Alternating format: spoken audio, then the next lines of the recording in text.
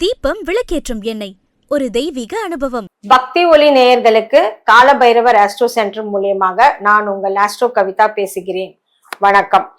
நாம இப்ப என்ன பார்க்க போறோம்னு கேட்டீங்கன்னா, கடகம் லக்னமாக கொண்டு பிறந்தவர்களுக்கு, அதாவது உங்களுடைய ஜனனகால ஜாதக அட்டையில் லா அப்படின்னு போட்டிருப்பாங்க, ஒரு கோடு இழுத்திருப்பாங்க, அதுதான் உங்கள் லக்னம்.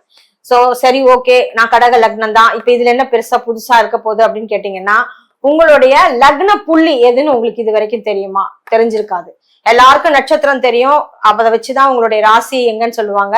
அந்த நட்சத்திரத்துக்கு தான் நீங்க போய் கோயில்ல பிறந்த நாள் அன்னைக்கோ இல்ல நல்லது கெட்டது எல்லாத்துக்கும் ராசி பலன் அந்த இது எல்லாத்தையும் பார்த்துட்டு போய் ஒரு இதுவும் பண்ணுவீங்க, பூஜையும் பண்ணுவீங்க. நட்சத்திரத்தை வச்சுதான் உங்களுக்கு பண்ணுவாங்க.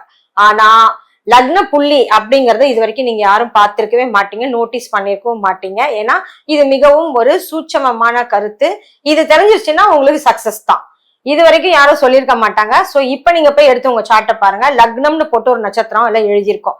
நீங்க கடகத்தில் பிறந்திருந்தால் கண்டிப்பா உங்களுடைய லக்ன புள்ளி உங்களுக்கு புனர்பூசம் அல்லது பூசம் அல்லது ஆயுள்யம், இது மூணுத்துலதான் உங்களுடைய லக்ன புள்ளி விழுந்திருக்கும்.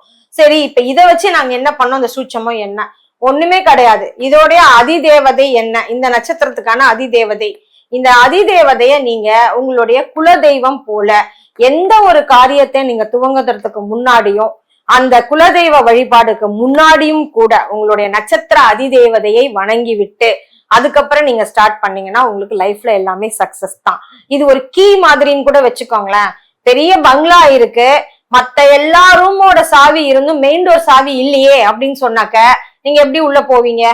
உள்ள போனாதானே வீட புழங்கவே முடியும். சோ அந்த கீ என்னன்னு கேட்டீங்கன்னா, இந்த லக்ன புள்ளி விழுந்த அந்த நட்சத்திரம் எதுவோ அதோடைய வழிபாடு மூலியமா உங்களுக்கு கீ கிடைச்ச மாதிரி. மெயின் டோர் கீ கிடைச்சிருச்சுன்னா எந்த ரூம்க்குலாம் நீங்க போய் ஆக்சஸ் பண்ணலான்ற மாதிரி தான்.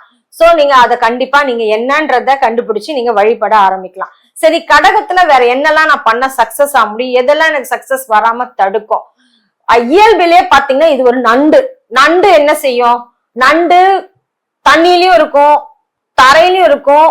பிரச்சனைன்னு வருதுன்னா நோண்டிட்டு உள்ள போய் உக்காந்துக்கும். இதுதான் நண்டு. சோ நண்டா நீங்க இருக்கிறனால உங்களால மத்தவங்களுக்கு தான் வீட்டுல பாத்தீங்கன்னா 4 பேர் இருக்கீங்க, அதுல கடகம் இருக்குன்னா கடகத்தால மத்தவங்களுக்கு தான் பிரச்சனை வருமே தவிர கடகத்துக்கு யாரும் பெரிய பிரச்சனை பண்ணிடவே முடியாது. ஏன்னா புத்தி கூர்மை உள்ளவர்களாக இருப்பார்கள். ஏன்னா அங்க சந்திரன் ஆட்சி அந்த வீட்டுல.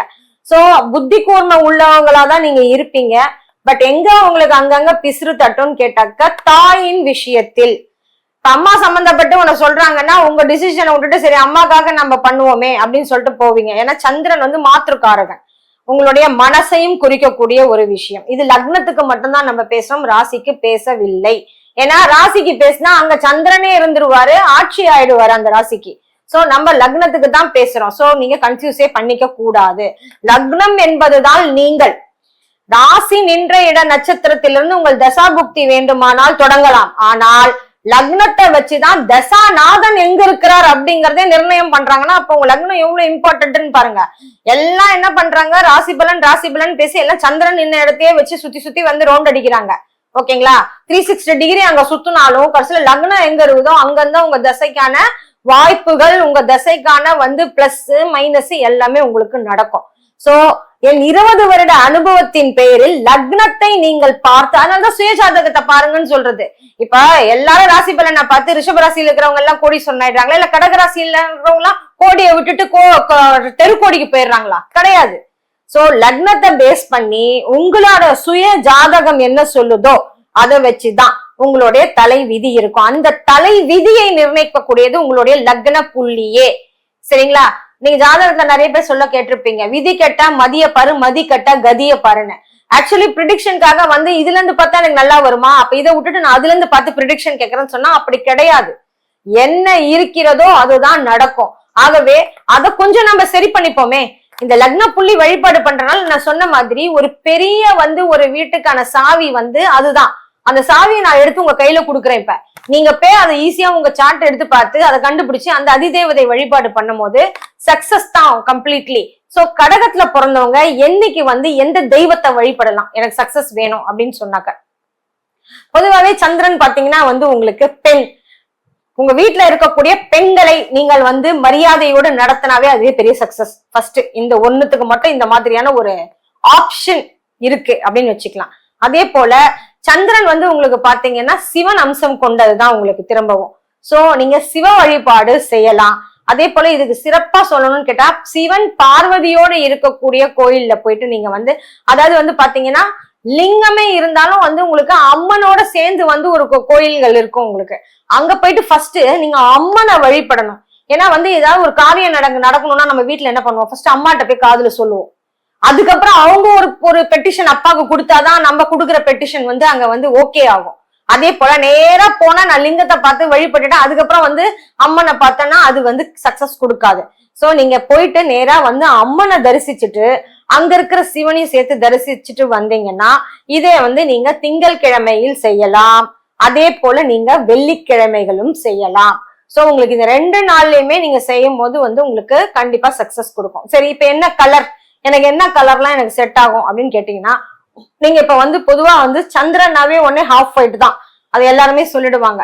பட் அதை விட உங்களுக்கு இன்னொரு சீக்ரெட்டான கலர் நான் உங்களுக்கு சொல்றேன். உங்களுக்கு பிங்க், லைட் பிங்க், இல்லைன்னா வந்து ஆரஞ்சு, லைட் ஆரஞ்சு, இதெல்லாம் ரொம்ப சக்சஸ் கொடுக்கும். லைட் ஆரஞ்சு ஏன் சொல்றேன்னு கேட்டீங்கன்னா, உங்களுக்கு 2ஆம் இடம் சிம்மம், குடும்பம், வாக்கு, தனம் எல்லாமே அதுதான்.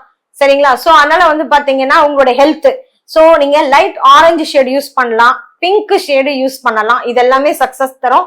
அப்பார்ட் ஃப்ரம் வந்து உங்களுக்கு இந்த ஹாஃப் ஒயிட். சரி, நான் எந்த திசையில வந்து எனக்கு ஒரு வீடோ இல்ல நான் வந்து ஒரு ஆபீஸ் எடுக்க போறேன் பிசினஸ்க்கு, எந்த திசையில நான் எடுக்கலாம்னா உங்களுக்கு மேற்கு திசை மற்றும் கிழக்கு திசை உகந்ததாக இருக்குங்க. இது 2ல நீங்க எது வேணா எடுக்கலாம். சோ வாழ்க்கையில செய்யக்கூடாத விஷயம் என்னன்னு கேட்டா, தெரியாதவர்களிடம் நட்பு சேர்ந்து பார்ட்னர்ஷிப்ல ஏதாவது பிசினஸ் ஆரம்பிக்கிறது செய்யக்கூடாத விஷயம். செய்யக்கூடிய விஷயங்கள் என்னென்ன அப்படின்னு கேட்டாக்க, நீங்க இந்த மாதிரி வந்து உங்களோட வீட்டுல இருக்கக்கூடிய பெண்கள், மூத்தவர்கள், முதியவர்கள் இவரெல்லாம் மரியாதை நிமித்தமாக நீங்க வந்து நடந்து கொள்ள வேண்டும். அதே மாதிரி வாக்கு கொடுக்கறதுக்கு முன்னாடி அனல் பறக்கிற வாக்குவாதம் எதுவும் ஈடுபடாமல் இருப்பது மிகவும் நல்லது. ஏன்னா 2ஆம் இடம் சூரியனின் வீடா வரனால டக்குன்னு ஆர்குமெண்டா போயிடும். நீங்க ஏதாவது ஒண்ணு நல்லது சொல்ல போனீங்கன்னா கூட அது டக்குன்னு ஆர்குமெண்டா போயிடும். அதனால இதெல்லாம் நீங்க பேசிக்கா அவாய்ட் பண்ணிக்கணும். மத்தபடி வந்து நான் இப்ப சொன்னது எல்லாமே நீங்க பின்பற்றினீங்கன்னாவே உங்க வாழ்க்கையில சக்சஸ் தான். உங்களோட சக்சஸ்க்காக வாழ்த்தி விடைபெறுகிறேன். நன்றி, வணக்கம்.